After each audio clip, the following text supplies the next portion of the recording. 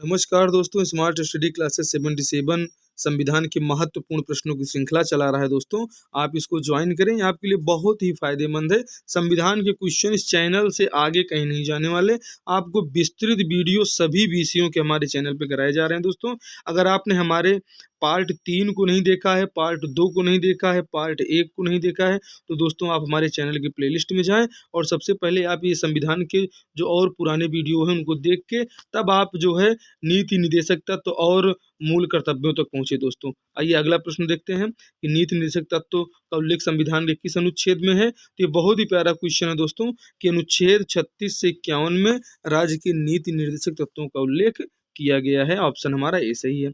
हमारा जो अगला क्वेश्चन है कि राज्य के नीति निर्देशक तत्वों के संबंध में सत्य कथन आपको बताना है कि इसमें से सत्य कथन क्या है दोस्तों। बहुत प्यारा क्वेश्चन है कि क्या ये नीति निर्देशक तत्व कानूनी रूप से मान्यता प्राप्त हैं, क्या ये अपने आप लागू हो जाते हैं या कि इन्हें राजनीतिक या नैतिक मान्यता उन्हें लिए प्राप्त है। तो दोस्तों इसका ऑप्शन जो है ऑप्शन सी ही सही होता है, क्योंकि नीति निर्देशक तत्व कोई कानूनी मान्यता प्राप्त विषय नहीं है। ये एक राजनीतिक मान्यता है जो हमारे संविधान में आर्टिकल जो है 36 से लेकर जो 51 तक प्रोविजन किए गए हैं भाग 4 में। तो उसी भाग 4 में ये दोस्तों एक राजनीतिक और नैतिक मान्यता है कि अगर राज्य कोई अपने राज्य के नागरिकों के लिए किसी नीति का निर्माण कर रहा है तो उसमें राज्य में लोक कल्याणकारी राज्य की जो स्थापना है और जो हमारी संप्रभुता को बनाए रखना है और लोगों को जो है कल्याण और उनके लिए गरीबों को फायदा देना है। तो इसके लिए दोस्तों बहुत ही प्यारे क्वेश्चन हमारे चैनल पे चलाए जा रहे हैं। विस्तृत वीडियो में आपसे पूरी चर्चा करेंगे। अगला प्रश्न देखें दोस्तों, प्राकृतिक न्याय का जो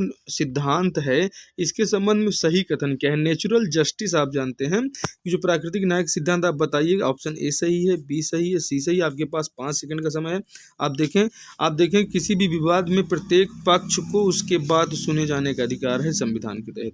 किसी भी मामले की सुनवाई कर रहे न्यायाधीश का उस मामले के परिणाम से कोई व्यक्तिगत हित ना हो, ये नेचुरल सिद्धांत है। और ऐसा ही दंड दिया जाए जो अपराध की तुलना में बराबर हो, अपराध की तुलना से अधिक नहीं हो। तो इसका सब ऑप्शन डी सही हो जाएगा, सभी सही हैं। आप देखिए भारतीय संविधान में मूल कर्तव्य किस देश से लिए गए हैं। चूंकि दोस्तों अमेरिका से हमें मौलिक अधिकार प्राप्त हुए, कनाडा से हमें जो है संघात्मक व्यवस्था प्राप्त हुई। संघात्मक व्यवस्था एक ऐसी व्यवस्था है दोस्तों जिसमें राज्य एवं शक्तियों का जो विभाजन होता है केंद्र और राज्य के मध्य, तो संघात्मक व्यवस्था को ही अपनाया गया है और ये बहुत ही विवादास्पद विषय भी एक रहा है। आपको बताना है इसमें से कौन सा ऑप्शन है कि मूल कर्तव्य जो हमारे लिए गए हैं वो कहाँ से लिए गए हैं दोस्तों। तो ऑप्शन सी पूर्व सोवियत रूस से लिए गए हैं। जैसा कि आप जानते हैं कि ऑप्शन सी में हमको पता चलता है कि हम जो है जो संविधान संशोधन की प्रक्रिया है दोस्तों वो यहीं से ली गई दक्षिण अफ्रीका से, और संघात्मक व्यवस्था के बारे में हमने आपको बता ही दिया। आप आगे देखें, अगला क्वेश्चन है दोस्तों। आप देखें कि आपको पूरे संविधान में कौन से देश से क्या लिया गया है। एक ही वीडियो में आप इसका स्क्रीनशॉट रखें और देखें ब्रिटेन से हमारे संसदीय जो है शासन व्यवस्था ली गई है, विधि निर्माण की प्रक्रिया ली गई है। एकल नागरिकता वो होती है दोस्तों जैसे कि अमेरिका में क्या होता है वहाँ पे एक जो है सेंटर की नागरिकता होगी और एक स्टेट की नागरिकता होगी, लेकिन हमारे इंडिया में ओनली एक नागरिकता है, वो एकल नागरिकता है। और ये जो एकल नागरिकता है ये कहाँ से ली गई दोस्तों, ब्रिटेन से ली गई है। आप वीडियो को देखते चलें, पूरे वीडियो आपको याद होते चल रहे हैं।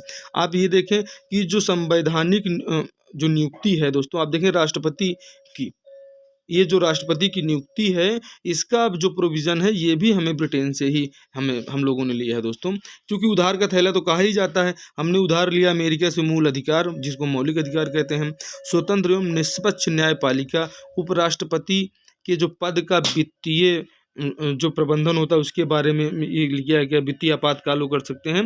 और राष्ट्रपति पर जो महाभियोग लगाकर उनको हटाया जाता है दोस्तों, हटाने की प्रक्रिया भी आपसे सीधे एग्जाम में पूछी जाती है। तो ये हमने अमेरिका के संविधान से लिया है।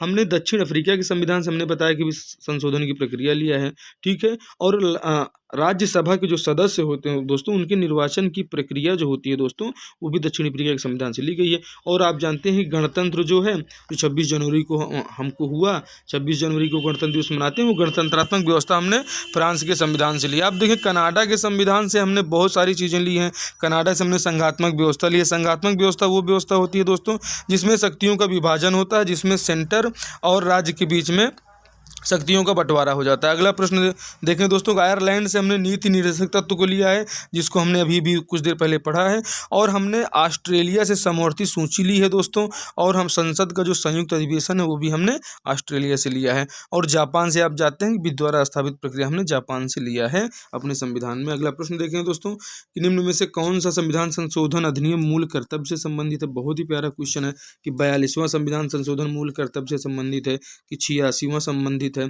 कि 73वां संबंधित है, या कि इनमें से कोई नहीं। दोस्तों इसका जो मूल प्रश्न है कि इसमें संबंधित नहीं है, आपको बताना है दोस्तों। थोड़ा सा टाइपिंग मिस्टेक है, आप देखेंगे इनमें बताना है, तो आपको इसका जो सही आंसर हो जाएगा दोस्तों वो है कि भाई इसमें ऑप्शन सी जो है 73वां संविधान संशोधन, ये पंचायती राज अधिनियम से संबंधित है, न कि ये मूल अधिकार से संबंधित है। लेकिन जो 42वां संविधान संशोधन है, ये सरदार स्वर्ण सिंह समिति की अनुशंसा पर जो मूल कर्तव्य जोड़े गए, ये वर्ष 1976 में ही 42वें संविधान संशोधन के दौरान ही तो जोड़े गए थे। तो ये क्वेश्चन अब आपको याद हो चुका है कि 42वें संविधान संशोधन के तहत मूल कर्तव्य जोड़े गए थे। और जो 86वां संविधान संशोधन है दोस्तों 2002 में हुआ, इसमें दोस्तों 6 से लेकर 14 वर्ष तक के बच्चों को जो अनिवार्य शिक्षा का प्रोविजन किया गया, वो 86वें संविधान संशोधन के तहत किया गया। अब आप देखें 73वां संविधान संशोधन हम आपको बता चुके, तो इसमें ऑप्शन जो सही हो जाएगा दोस्तों आप देखें सी। अगला देखें, सरदार स्वर्ण सिंह समिति ने संविधान में के मूल कर्तव्यों के जोड़े जाने की सिफारिश की थी। तो स्वर्ण सिंह जो समिति थी दोस्तों, इसने कितने मूल कर्तव्य जोड़ने की बात कही थी? 8 कही थी, 10 कही थी, 11 कही थी या 7 कही थी? बहुत ही प्यारा क्वेश्चन है कि जो इन्होंने सरदार स्वर्ण सिंह की समिति की अनुशंसा पर जो मूल कर्तव्य हमारे संविधान में लाया गया, इसमें उन्होंने 8 मूल कर्तव्यों को जोड़े जाने की बात की थी।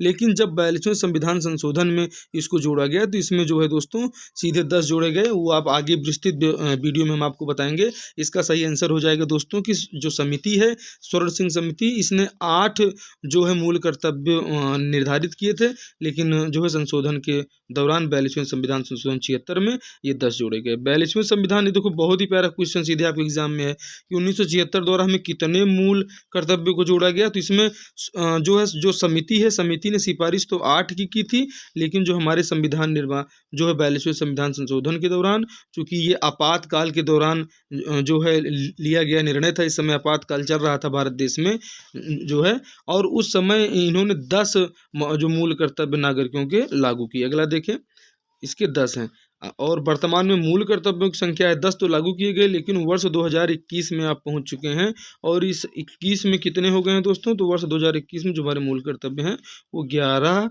हो गए हैं। अगला प्रश्न देखें, किस संविधान संशोधन द्वारा 6 से 14 वर्ष तक के बच्चों को शिक्षा का अवसर प्रदान करने के लिए प्रत्येक माता पिता कर्तव्य निर्धारित किया गया? ये भी एक वही जो है कर्तव्य ही है दोस्तों। कर्तव्य की बात है कि आपको बताना है 73वें में, 74वें में, 42वें में या 86वें में। तो इसका सही आंसर क्या होगा दोस्तों?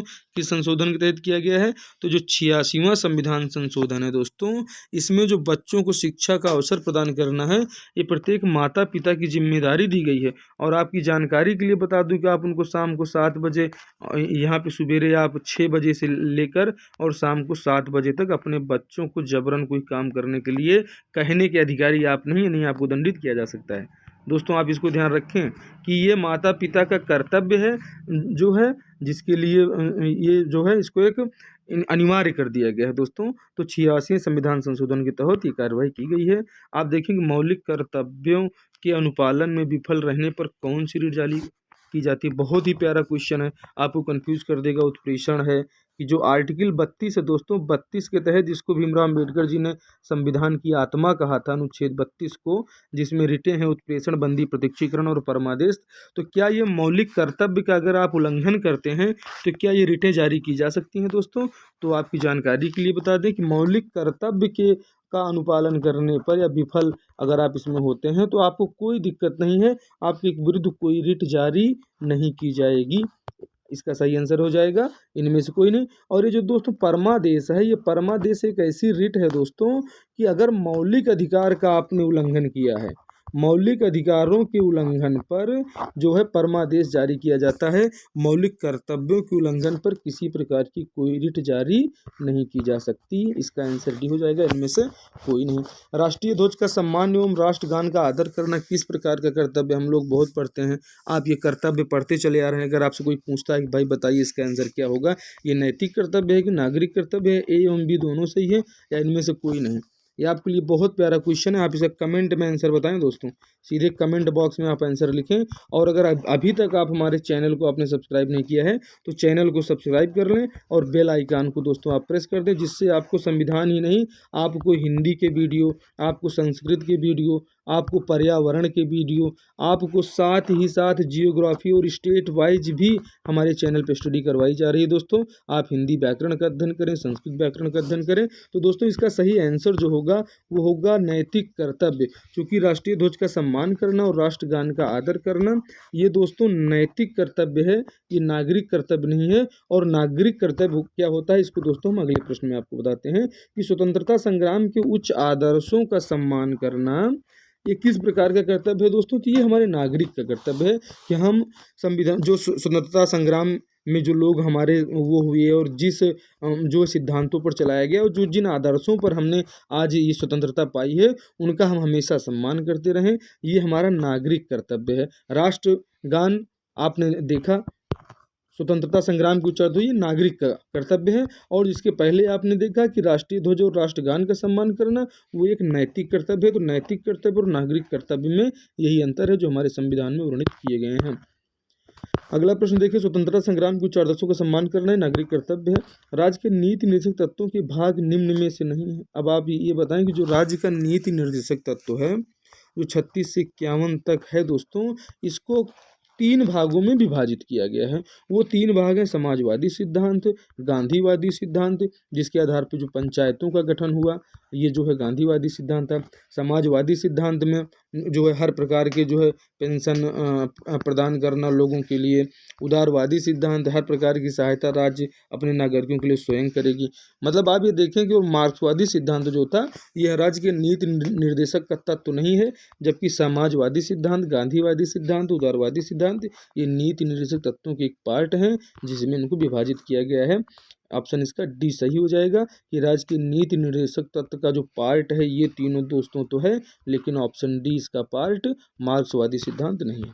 राज्य के नीति निर्देशक तत्वों का मुख्य उद्देश्य क्या है कि इसका क्या है, लोकतांत्रिक राजनीति व्यवस्था स्थापित करना है, कि जो नीति निर्देशक तत्व हैं इनका काम है सामाजिक आर्थिक लोकतंत्र की स्थापना करना है, या कि व्यक्ति के सर्वांगीण विकास एवं लोक कल्याणकारी राज्य की स्थापना करना। आप इसका आंसर बताएं दोस्तों, या कि ऑप्शन डी, बी एवं सी दोनों सही हैं। इसका जो सही उत्तर हो जाएगा दोस्तों कि जो हमारे नीति निर्देशक तत्व हैं जिनकी स्थापना का मुख्य उद्देश्य है वो व्यक्ति के सर्वांगीण विकास एवं लोक कल्याणकारी राज्य की स्थापना करना, जिससे हर व्यक्ति के हिस्से में बराबर का लाभ पहुँचे, हर व्यक्ति खुशहाल हो, अमीरी गरीबी में कोई ज़्यादा फर्क ना हो और पूंजीवाद ख़त्म हो, हर प्रकार से लोगों का कल्याण हो, सार्वजनिक हित सर्वोपरि हो, ये नीति निर्देशक तत्वों का मुख्य उद्देश्य माना गया है। ऑप्शन बी इसका सही है। ये हमारे प्रश्नों की श्रृंखला दोस्तों बहुत ही प्यारी है। ये क्लास आपको कैसी लगी, आपको हम मिलते हैं संविधान के अगले वीडियो में, लेकिन आप हमारे चैनल पर लगातार जुड़े रहें।